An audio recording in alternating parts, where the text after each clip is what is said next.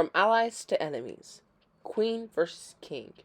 When she became queen, Elizabeth I was but a poor player compared to King Philip II, ruler of the Spanish Empire. Struggles over faith, politics turned the two ambitious monarchs to rivals, competing for glory and power on the world stage. During the summer of 1588, England prepared to face the full might of the Spanish Empire, its most dangerous foe. The indomitable Spanish Armada was sailing towards Albion shores. Carrying soldiers set to invade, anticipating the attack, Queen Elizabeth I prepared to address her troops stationed at Tilbury Fort in England. Accounts describe her like a goddess of war, white plums in her hair, a metal cuirass over her white gown, and astride a war horse. As she delivered a rousing speech to her men, "I know I have the body of the weak and feeble woman," she said, "but I have the heart and stomach of a king, and of a king of England too, and think foul scorn that Spain, or any prince of Europe, should dare invade the borders of my realm. The ultimate defeat of the Spanish would cement Elizabeth's position as a formidable leader of the world power, strong enough to rival Philip II of Spain, but Philip had once been Elizabeth's family, then potential mate and uneasy ally." Elizabeth and Philip, these two powerful people, would begin their relationship peacefully, even warmly, but they would become enemies, facing off in a battle of empires and faiths that would last until death. An unlikely queen. The future Queen Elizabeth I was conceived in a controversy that began in which perhaps forged her strength and skill.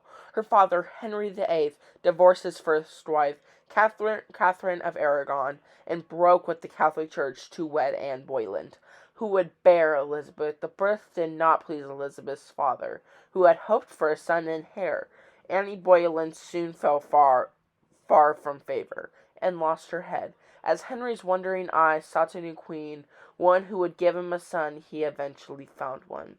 When Henry's son Edward was born, Elizabeth became third in line to the throne behind her new half-brother and her older half-sister, Mary, the Catholic daughter of Henry's first marriage. After Henry died in 1547, Edward's aged 9 succeeded him, but the young Protestant king's reign was cut short by illness. Mary took the throne in 1553, to the delight of her Catholic subjects and the shock of Protestants. Throughout religious turmoil of Henry's reign, Mary had remained a devout Catholic, and now she had sought a husband so that she could produce a Catholic heir for England. She found her match in a 27-year-old Prince Philip of Spain, son of the Holy Roman Empire and heir to the Spanish Empire.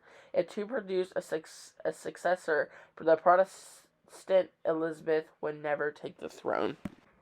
All in the family, 6 years older than the intelligent, vivacious Elizabeth, Philip had come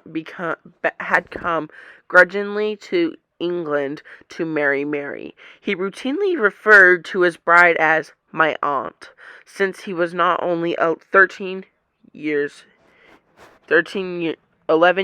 his senior, but also the daughter of his great-aunt Catherine of Aragon. Like most other royal marriages, the union of Mary was for power, not love. Philip's father, Charles V, ruled an empire that stretched from Spain and Holland to Naples. The New World, perhaps the most powerful man in Europe. Charles wanted to secure an alliance with England, partially motivated by the fact that with their two enemies, France and Scotland, were about to ally through marriage. To bolster Philip's standing, Charles bestowed control of the Kingdom of Naples and Sicily to Philip in 1554. Many of Mary's subjects were not pleased that Henry VIII had separated the Church in England from Rome, and the Pope had refused to sanction his divorce. During the reign of Edward VI, England Scotland moved further away from Catholicism, laying foundations of Protestant Reformation as the King Consort of England. Philip, Mary believed, would soon have helped reverse that course. In her quest to return to England and to the Catholic faith, the Queen earned the nickname Bloody Mary for persecuting heretics and burning hundreds of Protestants at the stake. Mary adored her husband, who was described by one observer as having perfectly proportionate body and well-favored face, with a broad forehead, gray eyes, and straight-nosed and manly. Which country is mad at England right now? A. Lithuania. B. Rome. C. Austria. D. Finland.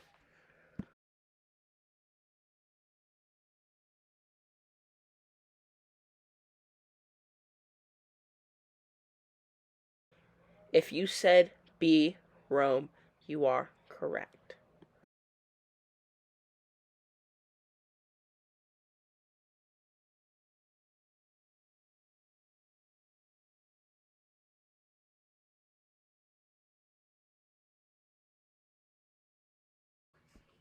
Bloody Mary. Antonio Mauro's painting below depicts a 38-year-old Mary the First in 1554, the year of her marriage to Prince Philip.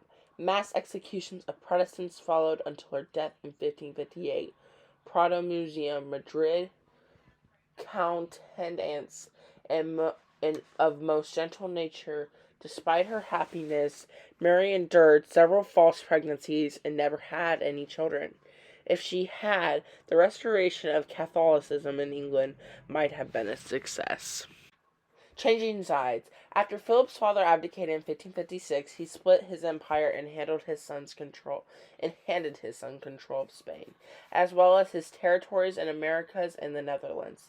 Spain was Europe's dominant power, and now Philip II was its leader.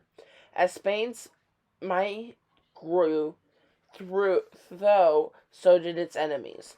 Chiefs among them were Protestants, France, and the Ottoman Turks. A notorious micromanager, Philip attempted to handle these myriad threats himself. With bullion ships, these myriad threats from the New World flooding the Spain with gold and silver, Philip could in short term pay for armies, but eventually his finances grew strained. To raise his fund, Philip levied new taxes on the Dutch in the 1560s, which would spark a rebellion fueled by religious edicts and law against Protestants. Philip and subordinates were attempting to defend the Catholic faith from heresies and became entangled in protracted war as the Netherlands began to revolt. Queen Elizabeth at first watched this conflict from the sides, reluctant to involve her country in affairs of another.